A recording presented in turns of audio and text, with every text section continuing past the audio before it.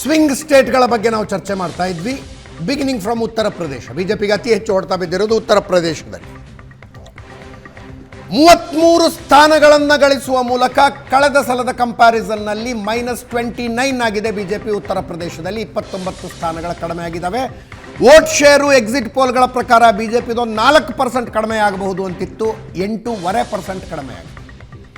41.3% vote share ಬಿಜೆಪಿಗೆ ಉತ್ತರ ಪ್ರದೇಶದಲ್ಲಿ. ಕಾಂಗ್ರೆಸ್ 9.4% ಮತಗಳನ್ನು ಗಳಿಸುವ ಮೂಲಕ ಕಳೆದ ಸಲಕ್ಕಿಂತ 3% ಜಾಸ್ತಿ, ಕಳೆದ ಸಲಕ್ಕಿಂತ 5 ಕ್ಷೇತ್ರಗಳು ಜಾಸ್ತಿ. ಕಳೆದ ಸಲ ರಾಯಬರೇಲಿ ಬಿಟ್ಟರೆ ಯಾವುದನ್ನು ಗೆದ್ದಿರಲಿಲ್ಲ. ಈ ಸಲ ರಾಯಬರೇಲಿ, ಅಮೇಥಿಯನ್ನು ಸೇರಿಸಿದಂತೆ 6 ಕ್ಷೇತ್ರಗಳಲ್ಲಿ ಕಾಂಗ್ರೆಸ್ ಗೆದ್ದಿದೆ. 3% ವೋಟ್ ಶೇರ್ ಜಾಸ್ತಿ ಆಗಿದೆ. ಸಮಾಜವಾದಿ ಪಕ್ಷದ ವೋಟ್ ಜಾಸ್ತಿ ಆಗಿರೋದು 15%. 33.5% ವೋಟ್ ತೆಗೆದುಕೊಂಡಿದೆ ಈ ಸಲ ಸಮಾಜವಾದಿ ಪಕ್ಷ ಉತ್ತರ ಪ್ರದೇಶದಲ್ಲಿ. ಕಳೆದ ಸಲ 2 ಕ್ಷೇತ್ರಗಳಲ್ಲಿ ಗೆದ್ದಿದ್ರು, ಈ ಸಲ 37 ಕ್ಷೇತ್ರಗಳಲ್ಲಿ ಗೆದ್ದಿದ್ದಾರೆ. ಕಳೆದ ಸಲ 5 ಕ್ಷೇತ್ರ ಇತ್ತು, 5 ಕ್ಷೇತ್ರದಲ್ಲಿ ಗೆದ್ದಿದ್ರು, ಈ ಸಲ 37 ಕ್ಷೇತ್ರ +32 ಸಮಾಜವಾದಿ ಪಕ್ಷ. BSP ಕಳೆದ ಸಲ 10 ಕ್ಷೇತ್ರ ಇತ್ತು, ಈ ಸಲ 1 ಇಲ್ಲ. ಕಳೆದ ಸಲ BSP ಮೈತ್ರಿ ಇತ್ತು, BSPಗೆ ದೊಡ್ಡ ಲಾಭ ಆಗಿತ್ತು. BSPಯ ಮತಗಳು ಸಮಾಜವಾದಿ ಪಕ್ಷಕ್ಕೆ ಹೋಗಲಿಲ್ಲ ಅನ್ನುವ ಕಾರಣಕ್ಕಾಗಿ ಆ ಮೈತ್ರಿ ಮುರಿದು ಬಿತ್ತು. BSP 10 ಸ್ಥಾನಗಳನ್ನು ಗಳಿಸಿಕೊಂಡಿತ್ತು, 19.3% ವೋಟ್ ತಗೊಂಡಿತ್ತು ಕಳೆದ ಸಲ. ಈ ಸಲ ಆ ವೋಟು 9.3ಗೆ ಕುಸಿದಿದೆ. 10% BSPಯ ಮತಗಳ ಕಡಿಮೆ ಆಗಿದೆ. ಉತ್ತರ ಪ್ರದೇಶದಲ್ಲಿ ಪ್ರಾಂತ್ಯವಾರು ವಿವರಗಳಿದ್ದಾವೆ, ಅಷ್ಟು ಡೀಟೇಲ್ಗೆ ಹೋಗೋದು ಬೇಡ. ಪ್ರಶಾಂತ್, ಏನಾಯಿತು? ಅಜಿತ್, ನನಗನ್ಸುತ್ತೆ ನೋಡಿ, ಫಸ್ಟ್ ನಾವು ವೋಟ್ ಶೇರನ್ನೇ ತೆಗೆದುಕೊಂಡ್ರೆ ಆಮೇಲೆ ನಾವು ಕಾರಣಗಳನ್ನು ನಿಶ್ಚಿತ. ಎಸ್ BJP 41.3%, ಕಾಂಗ್ರೆಸ್ ಮತ್ತು SP ಸೇರಿಸಿದರೆ ಇಟ್ಸ್ ಆಲ್ಮೋಸ್ಟ್ 43.4%. ಅಂದರೆ INDIA ಒಕ್ಕೂಟಕ್ಕೂ ಮತ್ತು BJPಗೆ 2% ಮತಗಳ ಅಂತರ ಇದೆ. ಹೌದು. ಬಟ್ ಆ 2% ಮತಗಳ ಅಂತರದಲ್ಲಿ BJP 29 ಸೀಟ್ಗಳನ್ನು ಹೆಚ್ಚುವರಿಯಾಗಿ ಕಳ್ಕೊಂಡು. ಹೌದು. SP ನೀವು ಹಳೆಯ ಲೋಕಸಭೆಗೆ ಹಿಡಿದ್ರೆ SP 15% ಅಂತ, ಆದರೆ ವಿಧಾನಸಭೆಯಲ್ಲಿ SP 30% ವೋಟ್ ತೆಗೆದುಕೊಂಡಿತ್ತು. ಅಂದರೆ ವಿಧಾನಸಭೆಗೂ ಲೋಕಸಭೆಗೂ ಕಂಪೇರ್ ಮಾಡಿದಾಗ 3.5% ವೋಟ್ ಜಾಸ್ತಿ, 3.5% ವೋಟ್ ಜಾಸ್ತಿ ಆಗಿದೆ. BJP 50% ಲೋಕಸಭೆಯಲ್ಲಿ ತೆಗೆದುಕೊಂಡಿತ್ತು. ವಿಧಾನಸಭೆಯಲ್ಲಿ BJPಯ ವೋಟ್ ಶೇರ್ 44-45, ಅಲ್ಲಿ 3% BJP ಕಳ್ಕೊಂಡಿದೆ. BSP ನೀವೀಗೇನು ನಾವು -10 ಅಂತಿದ್ದೀವಿ, that is when they fought with SP. BSPಯ ನೈಜ ವೋಟಿನ ಪ್ರಮಾಣ 21ರಿಂದ 22% ಇದೆ. ಅಂದರೆ ನೀವು BSP has lost around 12% of votes. Correct. ಅಲ್ಲಿ ಏನಾಗಿದೆ ನೋಡಿ, ನಾನೊಂದು 2-3 ಕಾರಣಗಳನ್ನು ನನಗನ್ಸುತ್ತೆ. ಅತಿ ದೊಡ್ಡ ಕಾರಣ, ನೋ ಡೌಟ್, ಮೋದಿಯವರ ಜನಪ್ರಿಯತೆ ಉತ್ತರ ಪ್ರದೇಶದಲ್ಲಿ ಕುಸಿದಿದೆ. ಈಗ ಬೇರೆ ರಾಜ್ಯಗಳಲ್ಲಿ ಕುಸಿದಿದೆ ಅಂತ ಹೇಳಲಿಕ್ಕಾಗಲ್ಲ. ಈಗ ರಾಜಸ್ಥಾನದಲ್ಲಿ ಮೋದಿ ಕಾರಣದಿಂದ ಕುಸಿದಿದೆ ಅಂತಕ್ಕಂಥದ್ದಿಲ್ಲ, ಅಲ್ಲಿ ಜಾತಿ ಗಣಿತ ಸರಿಯಾಗಿಲ್ಲ. ಬಟ್ ಉತ್ತರ ಪ್ರದೇಶದಲ್ಲಿ you can convincingly come to the conclusion, ಮೋದಿಯ ಜನಪ್ರಿಯತೆ ಸತತ 4 ಚುನಾವಣೆಗಳಲ್ಲಿ ಜಯಭೇರಿಯನ್ನು ಬಾರಿಸಿದ ನಂತರ ಕುಸಿದಿದೆ. ಅಂದರೆ 2 ಲೋಕಸಭೆ 2 ವಿಧಾನಸಭೆ ಅಂತ. 2 ಲೋಕಸಭೆ 2 ವಿಧಾನಸಭೆ. ಯಾಕಂದರೆ ಸ್ವತಃ ವಾರಣಾಸಿಯಲ್ಲಿ ನರೇಂದ್ರ ಮೋದಿ ಗೆದ್ದಿದ್ದು ಕೇವಲ 1.5 ಲಕ್ಷ ಮತಗಳಿಂದ, ಅಜಯ್ ರಾಯ್ ವಿರುದ್ಧ. ಈಗ ನೀವು BJPಯ ನಾಯಕರು, ಕಾರ್ಯಕರ್ತರು, ಮತದಾರರು ಆರ್ಗ್ಯುಮೆಂಟ್ ಮಾಡ್ತಾರೆ, ಇಷ್ಟೆಲ್ಲ ಕೆಲಸ ಮಾಡಿದ್ರು ವೋಟ್ ನೀಡಲಿಲ್ಲ. But something has went wrong, no doubt. ಹೌದು. BSPಗೂ BJPಗೂ ಒಂದು ಒಳ ಒಪ್ಪಂದ ಇದೆ, ಆ ಪ್ರಕಾರನೇ ಮಾಯಾವತಿ ಅವರು ಕ್ಯಾಂಡಿಡೇಟ್ಗಳನ್ನು ಹಾಕಿದ್ದಾರೆ ಅಂತಿತ್ತು. ಆದರೆ BSP ಕಳೆದ ಸಲ ತಗೊಂಡಷ್ಟು ಮತಗಳನ್ನು ತಗೊಂಡ್ಬಿಟ್ಟಿದ್ರು, ಈ ಸಲ BJP ಇನ್ನೊಂದಷ್ಟು ಸ್ಥಾನಗಳನ್ನು ಇಲ್ಲ, ಇನ್ನೊಂದಿಷ್ಟಲ್ಲ, BJP 70ಕ್ಕೆ ಹೋಗ್ತಿತ್ತು. ಇನ್ನೊಂದು ಏನಾಗಿದೆ, ಮೋದಿ ಜನಪ್ರಿಯತೆಯ ನಾನು ಕುಸಿತ ಅಂದ ತಕ್ಷಣ ಕುಸಿತೇ ಬಿಡ್ತು ಅಲ್ಲ, ಮಾರ್ಜಿನಲ್ ಕುಸಿತ ಆಗಿದೆ. ಮಾರ್ಜಿನಲ್ ಕುಸಿತ ಆಗಿದೆ. ಸಂವಿಧಾನ ಬದಲಾವಣೆಯ ಏನೊಂದು ಚರ್ಚೆ, ಅನಂತ್ ಕುಮಾರ್ ಹೆಗಡೆ, ಲಲ್ಲು ಸಿಂಗ್, ರಾಜಸ್ಥಾನದ ಯಾವುದೋ ಸಚಿವರು ಹುಟ್ಟಾಕಿದ್ರು. ಅದು ದಲಿತ ಮತಗಳಲ್ಲಿ ಒಂದು ಮಟ್ಟದ ತಲ್ಲಣವನ್ನು ಉಂಟು ಮಾಡುತ್ತೆ. ನಾನೊಬ್ಬರು ಕರ್ನಾಟಕದ BJPಯ ದಲಿತ ನಾಯಕರಿಗೆ ಕೇಳಿ, ಅಂದರೆ ಈಗ ನಮಗೂ ಗೊತ್ತು ಸಂವಿಧಾನ ಬದಲಾವಣೆ ಮಾಡಲ್ಲ, ಆದರೆ ಆ ದಲಿತ ಸಮುದಾಯದಲ್ಲಿ ಇದು ಯಾಕೆ ತಳಮಳಕ್ಕೆ ಸೃಷ್ಟಿಯಾಗತ್ತೆ? ಅವು ನನಗೆ ಒಂದು ಇಂಟ್ರೆಸ್ಟಿಂಗ್ ಹೇಳಿದರು ನೋಡಿ. ಭಾರತದಲ್ಲಿ ದಲಿತ ಸಮುದಾಯ ನೆಚ್ಕೊಂಡಿದ್ಯಾರನ್ನ? Doctor BR Ambedkar. BR Ambedkar ಸಂವಿಧಾನವನ್ನು ರಚಿಸಿದ್ರು, ಮೀಸಲಾತಿಯನ್ನು ನೀಡಿದ್ರು. ಇದು ದಲಿತ ಸಮುದಾಯದಲ್ಲಿ ಒಂದು ಅತ್ಯಂತ ಹೆಮ್ಮೆಯ ವಿಷಯ. ದಲಿತ ಯಾಕೆ, ಇಡೀ ದೇಶಕ್ಕೆ ಒಂದು ಹೆಮ್ಮೆಯ ವಿಷಯ ಡಾಕ್ಟರ್ ಭೀಮರಾವ್ ಅಂಬೇಡ್ಕರ್. ಆದರೆ ದಲಿತ ಸಮುದಾಯ ಅವರನ್ನು ಒಂದು ರೀತಿ ಮಸೀಹಾ ರೂಪದಲ್ಲಿ ನೋಡುತ್ತೆ. ಹಾಗಿರುವಾಗ BJPಯ ನಾಯಕರು, ಅದು ಹಿಂದುತ್ವದ ನಾಯಕರು, ನಾವು 2/3 ಬಂದರೆ ಸಂವಿಧಾನ ಬದಲಾವಣೆಯನ್ನು ಮಾಡಿಬಿಡ್ತೀವಿ ಅನ್ನೋದನ್ನು ಪದೇ ಪದೇ ಹೇಳಿದ್ದು ತುಂಬ ಗೊಂದಲಗಳಿಗೆ ಕಾರಣ. ಈ ವಿಷಯವನ್ನು ನನಗನ್ಸುತ್ತೆ, ನಾನೊಬ್ಬ ಪತ್ರಕರ್ತನಾಗಿ ಕೂಡ ಇದು ಇಷ್ಟು ತಳಕ್ಕೆ ಕರ್ನಾಟಕದಲ್ಲೇ BJP ನಾಯಕರು ಖಾಸಗಿಯಾಗಿ ಹೇಳ್ತಾ ಇದ್ರು, ಅನಂತಕುಮಾರ್ ಹೆಗಡೆಯ ಒಂದು ಸ್ಟೇಟ್ಮೆಂಟ್ ನಮಗೆ 15 ಸೀಟ್ಗಳನ್ನು ತಿಂತು ಅಂತ. ಬಟ್ ಅದು ದೇಶವ್ಯಾಪಿ ದಲಿತರ ಮತಗಳನ್ನು BJPಗೆ ಬರುವಲ್ಲಿ ತಡೆಯುತ್ತದೆ ಅನ್ನೋದನ್ನು ಊಹಿಸಲಿಕ್ಕೆ ಕೆಲವರಿಗೆ. ಮತ್ತು ಆ ಸ್ಟೇಟ್ಮೆಂಟ್ಗಳನ್ನು ಕಾಂಗ್ರೆಸ್ ಎಫೆಕ್ಟಿವ್ಲಿ ಎನ್ಕ್ಯಾಶ್ ಮಾಡಿಕೊಂಡಿತು.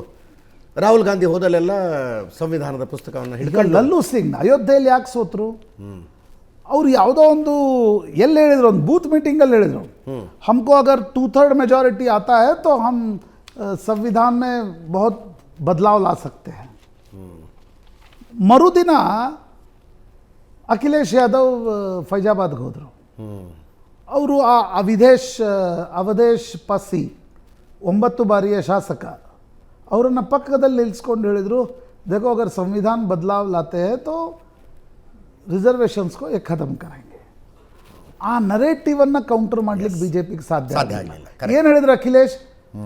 ಅಯೋಧ್ಯ ಮೇ ನ ಮಥುರಾ ನ ಕಾಶಿ ಸಿರ್ಫ್ ಅವಧೇಶ್ ಪಾಸಿ ಅಂತ. ಅವಧೇಶ್ ಪಾಸಿ ಅಲ್ಲಿ ಗೆದ್ಕೊಂಡು ಬಂದ್ಬಿಟ್ರು. ಅಂದರೆ ಆ ನರೇಟಿವ್ ಉತ್ತರ ಪ್ರದೇಶದಲ್ಲಿ ತೊಂದರೆ ಕೊಟ್ಟಿದೆ. ಅದರ ಜೊತೆಗೆ ದಲಿತ ಮತಗಳು ಮೊದಲ ಬಾರಿ BSP, ನಾವು SP ಕಡೆ ಒಂದು ಸ್ವಲ್ಪ ಸಸ್ಪಿಷಿಯಸ್ ಆಗಿ ನೋಡ್ತವೆ.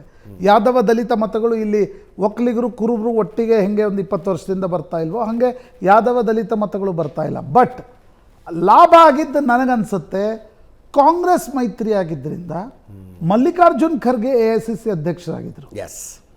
ಒಂದು ದಲಿತ ಫೇಸ್ ಇದೆ, ಅಲ್ಲೊಂದು ದಲಿತ ಫೇಸ್ ಇದೆ. ಅದು ದಲಿತ ಮತಗಳನ್ನು ಮೊದಲ ಬಾರಿ, ಯಾಕೆಂದರೆ ಕೆಲ ಯಾದವ ಶಾಸಕರು ಮಾಯಾವತಿಯವರನ್ನು ಗೆಸ್ಟ್ ಹೌಸ್ನಲ್ಲಿ ಕೂಡ ಹಾಕಿದ್ರು 95-96ರಲ್ಲಿ SP BSP ಸರ್ಕಾರ ಇದ್ದಾಗ. ಆ ಗೆಸ್ಟ್ ಹೌಸ್ ಕಾಂಡದ ನಂತರ ಏನು ಮೈತ್ರಿ ಮುರಿದು ಬಿತ್ತು, ಅದು ಬರೀ ಪಕ್ಷದ ಮೈತ್ರಿ ಮುರಿದು ಬೀಳಲಿಲ್ಲ, ಎರಡೂ ಕಾರ್ಯಕರ್ತರಲ್ಲಿ ಮತದಾರರಲ್ಲಿ ಹೋಗಿತ್ತು. ಆದರೆ ಮೊದಲ ಬಾರಿ BSPಯ ಮತದಾರರು ಕೋರ್ ವೋಟರ್ಸ್.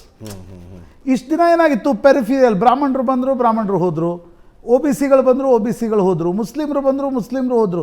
ಈ ಬಾರಿ ದಲಿತ core vote base SP Congress ಮೈತ್ರಿಕೂಟಕ್ಕೆ ಶಿಫ್ಟ್ ಆಗಿದೆ. ನಗೀನಾದಲ್ಲಿ ಚಂದ್ರಶೇಖರ್ ಆಜಾದ್ ಗೆದ್ದಿದ್ದಾರೆ. ಒಬ್ಬ ದಲಿತ ಉದಯೋನ್ಮುಖ ಅಂತಿರೋ, ಪ್ರತಿಭಾವಂತ ಅಂತಿರೋ ದಲಿತ ನಾಯಕ Chandrashekhar Azad. And convincing victory, 1,90,000 note. ಇನ್ನೊಂದು, BJPಗೆ 4 ಚುನಾವಣೆಗಳ ನಂತರ ರಾಮ ಮಂದಿರದ ಉದ್ಘಾಟನೆಯನ್ನು ಜನವರಿಯಲ್ಲಿ ಮಾಡಿದರೂ ಕೂಡ BJPಯ ಕೋರ್ ಒಂದಿಷ್ಟು ವೋಟ್ ಬೇಸ್ ಶಿಫ್ಟ್ ಆಗಿದೆ, ಕಳೆದುಕೊಂಡಿದೆ. ಒಂದು ರೀತಿ ಫೆಟಿಕ್ ಫ್ಯಾಕ್ಟರ್ ಅಂತಿರೋ ಅಥವಾ ಜಾತೀಯ ಸಮೀಕರಣಗಳಿಗೆ ಬಂದಾಗ, ಈಗ BJPಯ ಜಾತೀಯ ಸಮೀಕರಣ ಏನು? ಫಾರ್ವರ್ಡ್ ಕಮ್ಯುನಿಟಿಗಳು, ಬ್ರಾಹ್ಮಣ, ಬನಿಯಾ, ಭೂಮಿಯಾರ್, ರಜಪೂತರು. ಜೊತೆಗೆ ದೊಡ್ಡ ಪ್ರಮಾಣದಲ್ಲಿ ಯಾರು? ಲೋಧ್ರು, ಮೌರ್ಯ, ನಿಷಾದ್, ಅಂದರೆ ಯಾದವೇತರ OBC. ಫಾರ್ವರ್ಡ್ನಲ್ಲಿ ಕೊಂಚ, ಈಗ ನಿಮಗೆ ಸಹಾರನ್ಪುರ್ ಕ್ಷೇತ್ರ, ರಾಘವ್ ಲಖನ್ ಪಾಲ್ ಅಲ್ಲಿ ಕ್ಯಾಂಡಿಡೇಟು, ಅವ್ರ ವಿರುದ್ಧ ರಜಪೂತ್ ಮಹಾಪಂಚಾಯತ್ ಕರೆದ್ರು. ರಜಪೂತ ನಾಯಕ ಮುಖ್ಯಮಂತ್ರಿ ಇದ್ದರೂ ಕೂಡ ರಜಪೂತ್ ಮಹಾಪಂಚಾಯತ್ ಕರೆದ್ರು. ರಜಪೂತರ ಒಂದು ವಿರೋಧವನ್ನು BJP ಕಟ್ಕೊಳ್ಬೇಕಾಯಿತು. ಮಹಾಪಂಚಾಯತ್ನಲ್ಲಿ ಠರಾವ್ ಪಾಸ್ ಮಾಡಿದ್ರು ಅವರು, BJP ಹಾಕಬೇಡಿ ಅಂತ. ಅದು ನನಗನ್ಸುತ್ತೆ ಎಲ್ಲೋ ಒಂದಿಷ್ಟು ಕಡೆ ಪೂರ್ವ ನಿಮ್ಗೆ ಈಸ್ಟರ್ನ್ ಯು ಪಿಯಲ್ಲಿ ಬ್ರಾಹ್ಮಣರು, ಈ ಕಡೆ ವೆಸ್ಟರ್ನ್ ಯು ಪಿಯಲ್ಲಿ ಸ್ವಲ್ಪ ಮಟ್ಟಿಗಿನ ಜಾಟ್ರು, ಎಸ್, ಆಮೇಲೆ ರಜಪೂತ್ರು, ಇವು ಬಿ ಜೆ ಪಿಯ ಕೋರ್ ವೋಟ್ ಬೇಸ್ಗಳು ದೂರ ಸರಿದ್ವು. ಒ ಬಿ ಸಿ ಕೂಡ Akhilesh Yadav done good strategy. ಅನೇಕ ಬಾರಿ 4 ಸೋಲಿನ ನಂತರ ಮನುಷ್ಯ ಹೇಗೆ ಪಾಠ ಕಲಿತಾನೆ ನೋಡಿ. 80ರಲ್ಲಿ 5 ಯಾದವ್ರಿಗೆ ಮಾತ್ರ ಕೊಟ್ಟರು.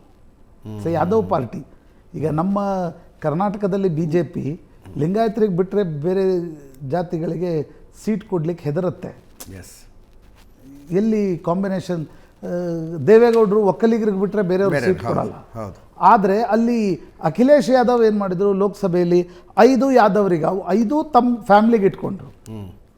5 ಗೆದ್ರು, 5 ಗೆದ್ರು. ಅಕ್ಷಯ್ ಯಾದವ್ ಗೆದ್ರು, ಅಖಿಲೇಶ್ ಯಾದವ್ ಗೆದ್ರು, ಡಿಂಪಲ್ ಯಾದವ್ ಗೆದ್ರು, ಧರ್ಮೇಂದ್ರ ಯಾದವ್ ಗೆದ್ರು, ಶಿವಪಾಲ್ ಕೂಡ ಗೆದ್ರು. 5 ಗೆದ್ರು. ಉಳಿದ ಕಡೆ he has given 38 to 39 non Yadav O B C. ಅಂದರೆ ಯಾವ ಸಮುದಾಯಗಳು ಬಿಟ್ಟು ಹೋಗಿದ್ವೋ ಆ ಸಮುದಾಯಗಳಲ್ಲಿ ಕೊಂಚ ಮತಗಳನ್ನು ಅಖಿಲೇಶ್ ಯಾದವ್ ತೆಗೆದುಕೊಳ್ಳುವಲ್ಲಿ ಯಶಸ್ವಿಯಾದರು. ಅಂದರೆ ಬಿ ಜೆ ಪಿಗೆ ಈಗ ನೋಡಿ, ಬರೀ ಬಿ ಎಸ್ ಪಿಯ ಮತಗಳು ಶಿಫ್ಟ್ ಆಗಿವೆ.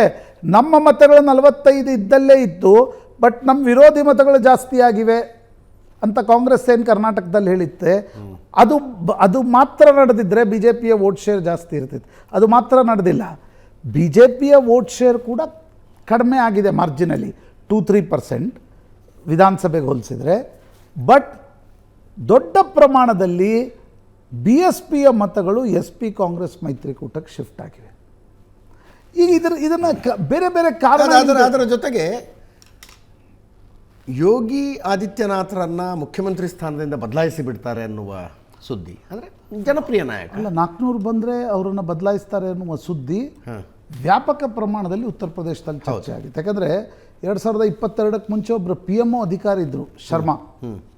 ಅವರನ್ನು ಏಕಾಏಕಿ ಯೋಗಿ ಆದಿತ್ಯನಾಥರ ಅಡ್ವೈಸರ್ ಮಾಡಿ ಕಳಿಸ್ಲಾಯಿತು, MLC ಮಾಡಿದರು, ಚರ್ಚೆ ಶುರು ಆಯಿತು, ಅವರನ್ನೇ ಮುಖ್ಯಮಂತ್ರಿ ಮಾಡ್ತಾರೆ ಅಂತ. ಹೌದು. ಅದರ ಜೊತೆಗೆ ಟಿಕೆಟ್ ಹಂಚಿಕೆಯಲ್ಲಿ ಯೋಗಿ ಆದಿತ್ಯನಾಥರ ಮಾತನ್ನು ಕೇಳಲಿಲ್ಲ. 34 ಕ್ಷೇತ್ರಗಳಿಗೆ ಯೋಗಿ ಆದಿತ್ಯನಾಥ್ ಲಿಸ್ಟ್ ಮಾಡಿ ಇಟ್ಕೊಂಡಿದ್ರಂತೆ, ಯಾರಿಗೂ ಟಿಕೆಟ್ ಕೊಡಲಿಲ್ಲ. ಆಮೇಲೆ ಅಮಿತ್ ಶಾ ಮತ್ತು ಯೋಗಿ ಆದಿತ್ಯನಾಥರ ಸಂಬಂಧಗಳಲ್ಲಿ ಸಾಕಷ್ಟು ಸ್ಥಿತ್ಯಂತರಗಳು ಚರ್ಚೆ ಆಗ್ತಾ ಇದ್ವು. ನನಗನ್ಸುತ್ತೆ ಇನ್ನೊಂದು ಸೈಲೆಂಟ್ ವಿಷಯ ಇದೆ. ಈಗ ಲೋಕಲ್ ವಿಷಯಗಳು, ನೀವು ಕ್ಯಾಂಡಿಡೇಟನ್ನು 32-34 ಚೇಂಜ್ ಮಾಡಬೇಕಿತ್ತು, 14 ಮಾತ್ರ ಚೇಂಜ್ ಮಾಡಿದ್ರು. ಹೌದು. ಆ ಆಂಟಿ ಇನ್ಕಂಬನ್ಸಿ ಬಡೀತು. ಆಮೇಲೆ ಲಾಸ್ಟ್ ಟೈಮ್ ಗೆದ್ದಿದ್ದ 62ರ ಪೈಕಿ 32 ಕ್ಷೇತ್ರಗಳನ್ನು ಮಾತ್ರ ಬಿಜೆಪಿ ಈ ಸಲ ವಾಪಸ್ ಗೆಲ್ಲೋದಕ್ಕೆ ಸಾಧ್ಯ ಆಯಿತು. 30 ಕಳ್ಕೊಂಡ್ರೆ. ಆಮೇಲೆ ಅಜಿತ್ 30 ಜನ ಸಿಟ್ಟಿಂಗ್ MP ಗಳು ಸೋತರು. ನನಗನ್ಸುತ್ತೆ ಯಾವ ರಾಜ್ಯಗಳಲ್ಲಿ ನೆಗೆಟಿವ್ ಶುರು ಆಗುತ್ತಲ್ಲ, ಈಗ ಕರ್ನಾಟಕದಲ್ಲಿ ಗ್ಯಾರಂಟಿ ಅದಲ್ಲ, ಆದರೆ ಈ ನ್ಯಾಷನಲ್ GDP ನಂಬರ್ಗಳು, ಆ ನಂಬರ್ಗಳು, ಈ ನಂಬರ್ಗಳು ಚರ್ಚೆಯನ್ನು ಎಷ್ಟೇ ಮಾಡಿದರೂ ಕೂಡ ಅಂತಿಮವಾಗಿ ನಿಮಗೆ ವಿರೋಧ ಶುರುವಾದಾಗ ಬೆಲೆ ಏರಿಕೆ, ನಿರುದ್ಯೋಗ ಬರ್ತವೆ. ಅಂದರೆ ನನ್ನ ಪರ್ಸ್ನಲ್ ಫೈನಾನ್ಷಿಯಲ್ ಕಥೆ ಏನು, ಈ ಚರ್ಚೆ ಶುರು ಆಗುತ್ತೆ. ಅದು ಎಲ್ಲೋ ಒಂದು ಕಡೆ ಉತ್ತರ ಪ್ರದೇಶದಲ್ಲಿ ಅಖಿಲೇಶ್ ಯಾದವ್ ಆ ನರೇಟಿವನ್ನು ಬಿಲ್ಡ್ ಮಾಡುವಲ್ಲಿ ಯಶಸ್ವಿಯಾಗಿದೆ. ಬರೀ ಅದು ಒಂದೇ ಚರ್ಚೆ ಶುರು ಆದರೆ ಗೆಲ್ಲಲ್ಲ. ಕರೆಕ್ಟ್. ನೀವು ನಾನಾ ಫ್ಯಾಕ್ಟರ್ಗಳನ್ನು ಅಖಿಲೇಶ್ ಯಾದವ್ ಬಹಳ ಜಾಣತನದಿಂದ ಹೆಣೆದಿದ್ದಾರೆ. ಸ್ಮೃತಿ ಇರಾನಿ ಸೋತರು, ಕೇಂದ್ರ ಮಂತ್ರಿ. ಹೀಗೆ ಅನೇಕ ಕ್ಯಾಂಡಿಡೇಟ್ಗಳು ಸೋಲಿಕ್ಕೆ ಕಾರಣ ಏನು?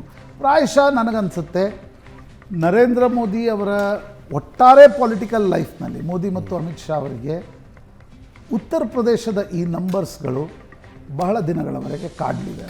ಸಣ್ಣ ಬ್ರೇಕ್ ಮುಗಿಸ್ಕೊಂಡು ವಾಪಸ್.